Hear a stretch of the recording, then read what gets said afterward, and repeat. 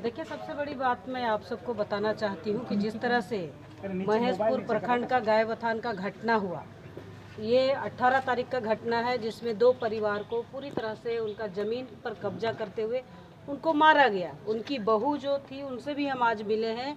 उनका पूरा कपड़ा फाड़ दिया गया था, खींच दिया गया था। एक महिला का पूरा कपड़ा उतार दिया जाए तो एक तरह से उस महिला का बेइज्जत किया गया। एक तरफ उसका ज़मीन भी लूटा जा रहा है, दूसरी तरफ उनका कपड़ा फाड़ा जा रहा है। इसी विषय को लेकर के पूरे पाकुड़ में एक जन आक्रोश रैली के लिए छात्रों ने आवाज़ उठाई। और उसी रात जब इस कैंपस में जिस विद्यार्थी के साथ में बातचीत हुई, उसमें एक पुलिस और उनका ड्राइवर आया, जो हम लोग को संज्ञान में मिली है। तो उन्होंने जिस तरह से यहाँ जाति सूचक गाली देना और कहे कि कोई महिला किडनैप होकर के आई है, तो उनको खोजना चाहिए, पूछताछ करनी चाहिए कि यहाँ विद्यार्थियों को मारपीट करनी चाहिए। आज जो विषय संज्ञान में आया है, और हम लोग ने पहले से भी, मैं संथाल परगना का दौरे में लगातार हूँ, और जब गायबथान का घटना हुआ तो 21 तारीख को स्वयं मैं खुद फूलो झानो अस्पताल में जा कर के दोनों बुजुर्ग से मैं मिली हूँ। इतना उनको मारा पीटा गया था कि वो कराह रहे थे। जब बात यहाँ हॉस्टल की आती है तो यहाँ पूरा टोटल आदिवासी विद्यार्थी रहते हैं, अनुसूचित जनजाति के छात्र लोग रहते हैं, और सभी इंटरमीडिएट से लेकर के यूजी तक यानी कि ग्रेजुएशन तक का विद्यार्थी यहाँ रहते हैं। इन बच्चों के साथ जो मारपीट हुई तो अंदर सीधे घुस गए और सोए हुए बच्चों को मारने लगे।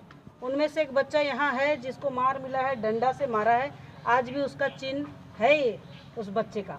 ऐसे करके इन्होंने जिस तरह से अगर देखेंगे तो कई लोगों को मारा है। जितना लोग मार खाए हैं उसमें से 2-3 लोग ही यहाँ हैं, बाकी डर से घर भाग गए हैं। मैं इतना ही कहना चाहूँगी। आयोग के संज्ञान में आया है। आज हम लोग ने कई रिपोर्ट लिए हैं, अभी प्रशासन के साथ बैठेंगे। आगे का जो रिपोर्ट होगा हम प्रशासन से बात करेंगे, और जो फलाफल होगा हम आपको बताएंगे। लेकिन ये बच्चे गुंडे नहीं है। आयोग के संज्ञान में आने के बाद आयोग ने स्वतः संज्ञान ली है, और पूरा टीम आज हम लोग आए हैं। हमारे साथ में हमारे दूसरे मेंबर निरुपम चकमा जी हैं, वो भी आए हैं सबने, और हमारे अधिकारी भी आए हैं, डायरेक्टर, डिप्टी डायरेक्टर से लेकर के 4-5 अधिकारी भी हमारे साथ आए हैं। हमने बहुत गहनता से इसको अध्ययन कर रहे हैं, क्या इन पर क्या कार्रवाई हुई है, नहीं हुई है, इनको क्या न्याय मिला है, नहीं मिला है, और घटनाक्रम का स्पष्टीकरण जिस तरह से हमें रिपोर्ट दिया गया है, उस रिपोर्ट के अनुसार अभी दोनों का समन्वय अगर किया जाए, दोनों को देखा जाएगा, जांच किया जाएगा, तब पता चलेगा कि हकीकत क्या है। मैडम, इस लोग सुरक्षा को लेकर के डिमांड किया था सभी तरह के स्तर से, अभी तक इनको सुरक्षा नहीं दिया गया। क्या सुरक्षा के मामले में आप संज्ञान लेंगे इनका? सबसे बड़ी बात है सुरक्षा। तो एक बात है, आप हॉस्टल घुस के देख लीजिए, यहाँ तो जो जिला प्रशासन है, यहाँ मूलभूत सुविधा ही नहीं है। ना बेड है, ना लाइट है, ना पानी है, ना पंखा है, ना बाथरूम में पानी है, ना बाथरूम चलता है। 4 हॉस्टल है। हॉस्टल नंबर 1 में हॉल है, बाकी 2 नंबर हॉस्टल, 3 नंबर, और जहाँ हम खड़े हैं ये 4 नंबर हॉस्टल। 4 नंबर चारों हॉस्टल में अगर देखेंगे तो लगभग लमसम अगर हम विद्यार्थी बता सकते हैं तो 700 से ऊपर छात्र रहते हैं। तो इनके लिए अगर इतना संख्या में रहते हैं, बोरिंग किया हुआ है, सिर्फ 2 बोरिंग सही है जिससे पानी खींचना पड़ता है, वो भी नल में कहीं चढ़ता नहीं है। तो ये बड़ी बात है। सुरक्षा का तो बहुत दूर का बात है। जिसको पीने का पानी ना मिले, जिनको जलावन के लिए लकड़ी ना मिले, जिनके पास खाना पकाने के लिए कुक ना हो, सोने के लिए बेड बिस्तर ना हो, तो हॉस्टल का क्या ही स्थिति होगा। ये तो अभी हम जिला प्रशासन के साथ बैठेंगे तभी बात करेंगे। क्या ये बतौर आयोग आप किसको दोषी मानते हैं? देखिए ना, जो घटना हुई है बिना कारण हुई है, और ये गुंडे तो नहीं है। छात्रावास में रहने वाला विद्यार्थी सब इंटरमीडिएट और ग्रेजुएशन का बच्चा है। कोई तो कहीं गड़बड़ नहीं किया होगा। मार खाया वो व्यक्ति भी बोल नहीं पा रहा है। आप कैसे कल्पना करेंगे कि एक आदिवासी परिवार का एक लड़का घर छोड़ करके इतना दूर पढ़ने आया है केकेएम कॉलेज में, और छात्रावास में रहता है। उनका एक ध्येय है, पढ़ेंगे लिखेंगे और कुछ करेंगे। उनको आप गाय बकरी की तरह, गुंडों की तरह मार रहे हैं। आप एक तरह से मार पीट करके उनको कुछ और दूसरा रास्ता में जाने के लिए इख्तियार कर रहे हैं, जिसके कारण डर से आज जितना छात्र लोग मार खाए हैं, 2-3 छोड़ करके कोई नहीं है। गायबथान के मामले में मैम, क्या अभी तक क्या जमीन उन लोगों को मिल पाया है? मैं आपको स्पष्ट बताना चाहती हूँ, मैंने जाकर के देखा है गांव में। उस गांव में जो जमीन का स्थिति है वो पूरा आदिवासी समुदाय का जमीन है। पहले वहाँ मूल रूप से 7 परिवार का लोग थे जो मुस्लिम थे, लेकिन आज उस जगह पर जो बाहर से आए हैं, जिसको हम कहते हैं बांग्लादेशी घुसपैठी, 150 से ऊपर है।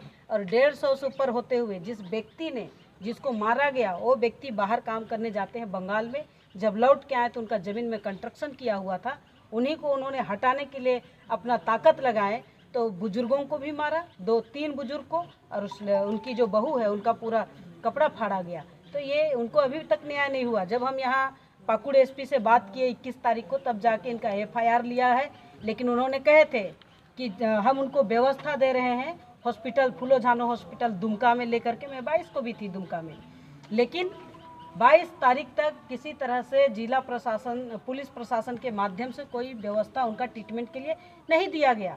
ना ही हमने और रिक्वेस्ट किए इस प्रमंडल के IG को कि आप उनको कम से कम घर पहुंचाने का व्यवस्था बनाइए।